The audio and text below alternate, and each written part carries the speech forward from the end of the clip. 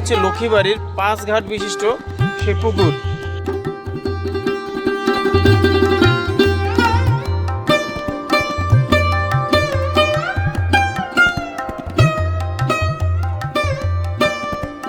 সিপাহী বাজার থেকে এখন নগর কসবায় যাব, এজন্য ভাইয়ের সঙ্গে দরদাম করলাম যে কত টাকা লাগবে ভাড়া। তো 30 টাকা লাগবে, আমরা দুইজন আছি, একজন গেল 30 টাকা, দুইজন গেল 30 টাকা। নগর কসবা এখন যাব, সেখানে গিয়ে আপনাদেরকে পুরানা বাড়িঘর দেখাবো। তো ঠিক আছে। নগর কসবা মুন্সিগঞ্জ জেলার মিরকাদিম পৌরসভার রিকাবি বাজার সংলগ্ন একটি প্রাচীন জনপদ। এটি সুলতানি আমলের একটি প্রশাসনিক কেন্দ্র ছিল এবং পরবর্তীতে ব্রিটিশ ঔপনিবেশিক শাসন আমলে ধনী হিন্দু ব্যবসায়ীদের দ্বারা পুনর্নির্মিত হয়। নগর কসবা সুলতানি আমলে 1204 থেকে 1576 খ্রিস্টাব্দ বাংলার একটি গুরুত্বপূর্ণ প্রশাসনিক উপবিভাগ ছিল। কসবা আসলে ফার্সি শব্দ, এর অর্থ ছোট্ট শহর বা শহুরে জনপদ। ঐতিহাসিকদের মতে এ দেশে 37টি কসবা ছিল।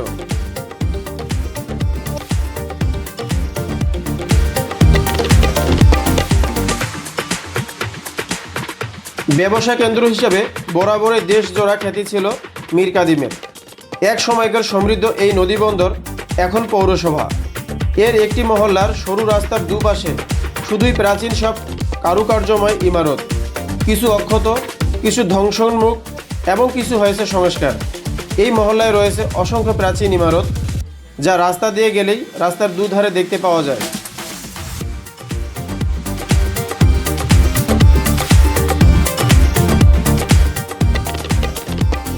প্রাচীন ইমারতগুলোর মধ্যে লক্ষ্মীবাড়ি অন্যতম। এই বাড়িটি 19 শতকে জমিদার শম্ভুনাথ পোদ্দার নির্মাণ করেন। এছাড়া রয়েছে কালীবাড়ি, এটি নির্মাণ করেন রাম পোদ্দার। আরও আছে বাঘাবাড়ি ও কুড়িবাড়ি। 19 শতকের শেষ দিকে জমিদার চরণ পোদ্দার বাড়িটি নির্মাণ করেন। আজ এই এলাকায় আমার আসার মূল কারণ তা এতক্ষণে আপনারা বুঝতে পারছেন। তো বন্ধুরা, একটু অপেক্ষা করুন, আমি আপনাদের প্রতিটি বাড়ি ভালো করে দেখাবো। হ্যালো, আমি এখন যে জায়গাটিতে আছি এটাকেই বলা হয় নগর কসবা। এই হচ্ছে নগর কসবা। আচ্ছা, নগর কসবার নামটি কেন হলো, এটার একটা ইতিহাস আছে। যেমন 1204 থেকে 1976 পর্যন্ত এই একটা প্রশাসনিক কেন্দ্র হিসেবে নগর কসবা নাম ছিল। মানে কসবা বলতে বোঝায় তো একটা জেলা পর্যায়ের একটা প্রশাসনিক ইউনিট, যেখানে একজন প্রশাসনিক কর্মকর্তা থাকতো, একজন কোতোয়াল থাকতো আর একজন কাজী থাকতো। তো এখন কিন্তু নগর কসবা একটা এলাকা, কোনো প্রশাসনিক ইউনিট না। আর এই নগর কসবায় অনেক পুরনো বাড়িঘর আছে সুলতানি আমলের। তো ঠিক আছে, চলুন আগে পুরানা আমলের বাড়িঘরগুলো দেখি। পুরানা আমলের, বিশেষ করে সুলতানি আমলের বাড়িঘর দেখতে যাচ্ছি।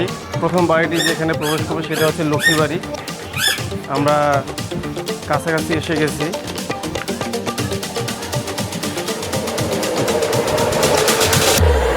এই যে পুরানা বাড়িঘরগুলো দেখতে পাচ্ছেন, এটাও কিন্তু অনেক পুরনো।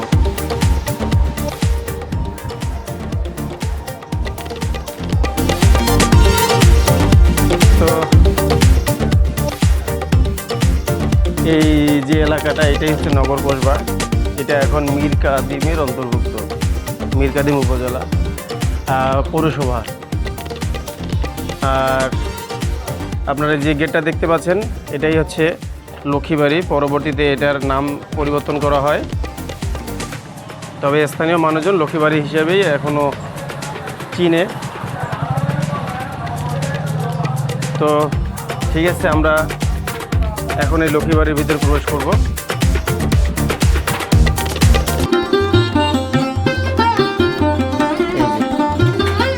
এটা লক্ষ্মীবাড়ির প্রধান ফটক।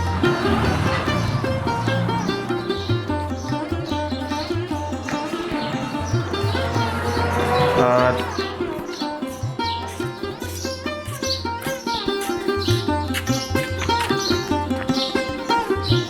যে দেখতে পাচ্ছেন চতুর্দিকেই ঘেরা বাড়িটি।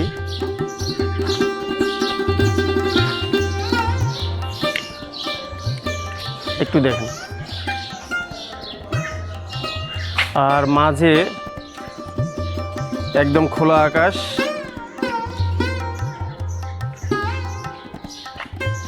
বিশাল প্রাসাদটি দেখতে পাচ্ছেন, এই প্রাসাদটি হচ্ছে লক্ষ্মীবাড়ি। জমিদার শম্ভুনাথ পোদ্দার এই বিশাল প্রাসাদটি নির্মিত করেছেন 19 শতকে। এই প্রাসাদটি ইন্দো ইউরোপীয় নির্মাণ শৈলীতে তৈরি করা হয়েছে। এই প্রাসাদের ভিতরে রয়েছে বড় বড় বারান্দা, একটা দুর্গা মন্দির এবং 5 ঘাট বিশিষ্ট একটি বড় দিঘি রয়েছে। আর প্রথমে যে অংশটা, এই অংশটাতেই লক্ষ্মী পূজা হতো। এই লক্ষ্মী পূজা হওয়ার কারণেই এই বাড়িটির নাম লক্ষ্মীবাড়ি হিসাবে স্থানীয় মানুষজন ডাকে। তো তখন থেকে এটা লক্ষ্মীবাড়ি হিসেবে পরিচিত। আপনারা দেখতে পাচ্ছেন ভবনটি ইন্দো ইউরোপিয়ান স্থাপত্য শৈলীতে তৈরি। বাড়িটি অযত্নে ও অবহেলার কারণে দেয়ালগুলোর পলেস্তার খসে গেছে এবং বেশ কিছু বটপাকুড়ি গাছ জন্মেছে। মন্দির কক্ষটির বারান্দার পিলারগুলোর শৈল্পিক সৃষ্টি অসম্ভব সুন্দর, কিন্তু রক্ষণাবেক্ষণের কারণে সব কিছু নষ্ট হয়েছে। ভবনটির ছাদগুলো ধসে পড়েছে, দেয়ালে শ্যাওলা জমে ভবনটি কালো রং ধারণ করেছে। এই বাড়িটি যখন জমিদার তৈরি করেছিলেন তখন কত না সুন্দর ছিল।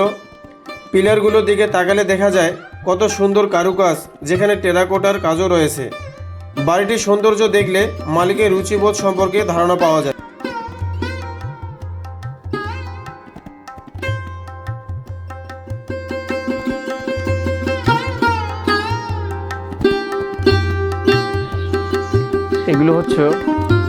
এইগুলোই হচ্ছে পুরাতন আমলের বাড়ি, আর নকশাগুলো সেই আগেরই এখনো আছে, কিন্তু বাড়িগুলো সংরক্ষণের অভাবে এভাবে পড়ে আছে।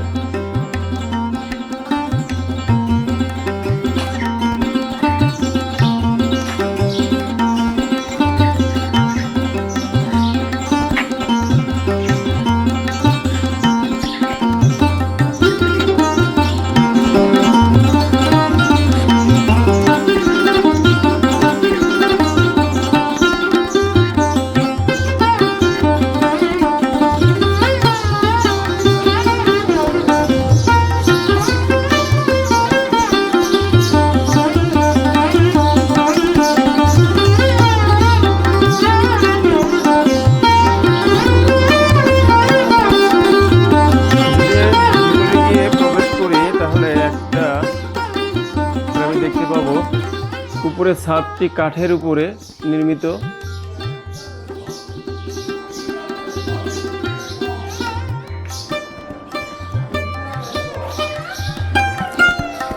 আর এই যে পিলারের যে নকশাগুলো আপনি দেখতে পাচ্ছেন, পিলারের যে নকশাগুলো কিভাবে তৈরি করছে।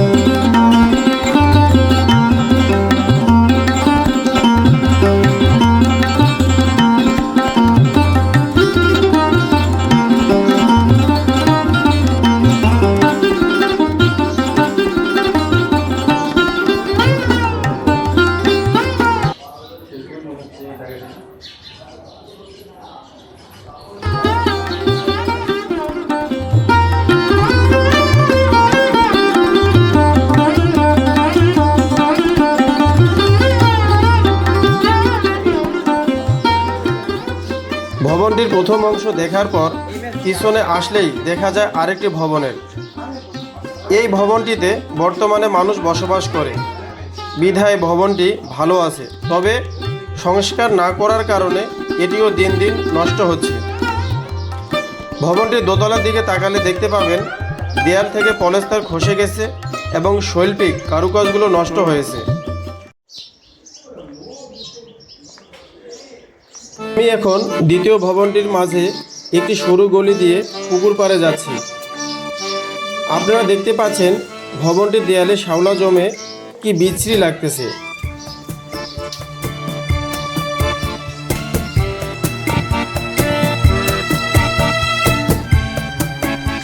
ভবনের পিছনে সেপটিক ট্যাঙ্কটি ধ্বংস হয়েছে।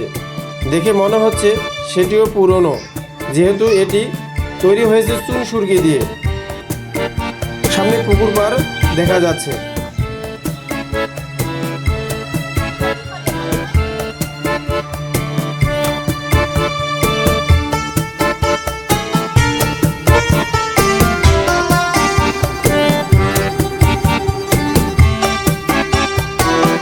আমি এখন পুকুর পাড়ে আসলাম। এটি হচ্ছে ভবনটির প্রাচীর, যেটা পুকুর পাড়ের কিনারে অবস্থিত। এই প্রাচীরটিরও পলেস্তার অযত্ন ও অবহেলার কারণে খসে গেছে এবং প্রাচীরটি ধসে যাওয়ার উপক্রম হয়েছে, তা আপনারা স্বচক্ষে দেখতে পাচ্ছেন।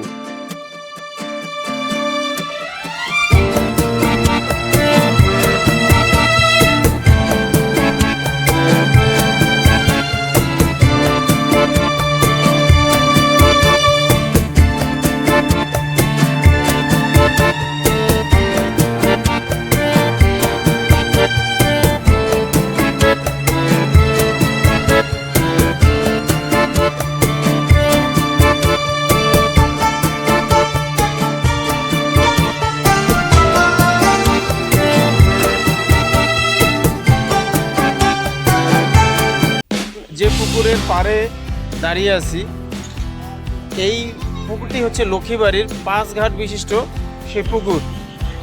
জমিদার শম্ভুনাথ পোদ্দার বাড়ি নির্মাণের সঙ্গে এই পুকুরটিও তখন নির্মাণ করেন এবং এই পুকুরটি চতুর্দিকে আপনার এইভাবে আপনার এই যে প্রাচীর দেওয়া আছে, আপনি দেখেন প্রাচীরটাও তৎকালীন সময়ের এখনও ওইভাবেই আছে। পুকুরের চতুর সাইড দিয়ে কিন্তু প্রাচীর। উনি এই প্রাচীরটি নির্মাণ করেছিলেন। পুকুরের চতুর্দিকে যে পুকুরটা আছে, এই পুকুরটার চতুর্দিকেই কিন্তু আপনার প্রাচীর আছে। দেখেন এই প্রাচীরগুলো কিন্তু এখনো বিদ্যমান। মাঝে কেবা কাহারা বাড়ি তুলছে, অথবা কিনে নিছে, অথবা দখলকৃত। আর আপনি দূরেও দেখতে পাচ্ছেন ওই যে পাড়, হলুদ ইটেগুলো হলুদ হয়ে গেছে। আর এটা সেই পুকুর। এটি হলো পুকুর পাড়ের পশ্চিম দিকের একটি প্রাচীর। প্রাচীরটির ভগ্নদশা দেখলে মনে হয় আর বেশি দিন টিকবে না, কারণ ইটগুলো দিন দিন ক্ষয়ে যাচ্ছে।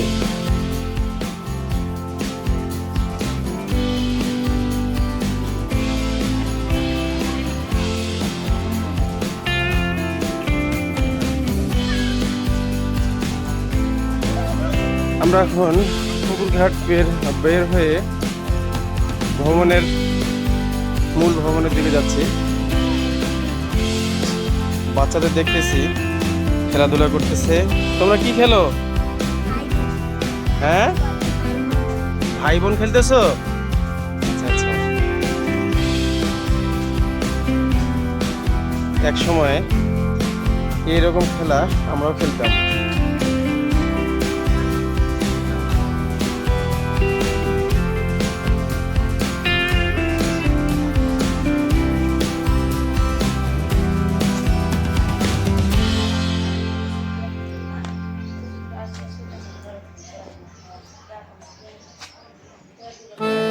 ভবনের প্রাচীরটা কি মজবুত।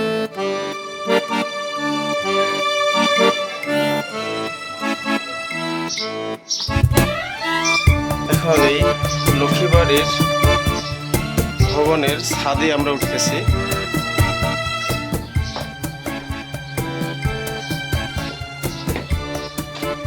এইটাই হচ্ছে ছাদ।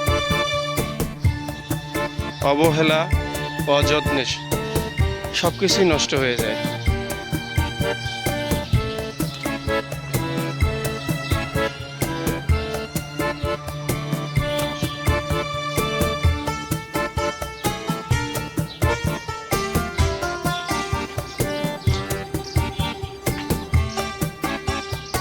আর এই পুরান বাড়িগুলো তো কেন জানি বট পাকুড়ি গাছ উঠে বেশি করে।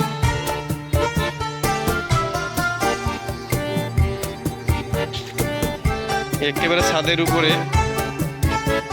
লতা গুল্মের ছড়াছড়ি।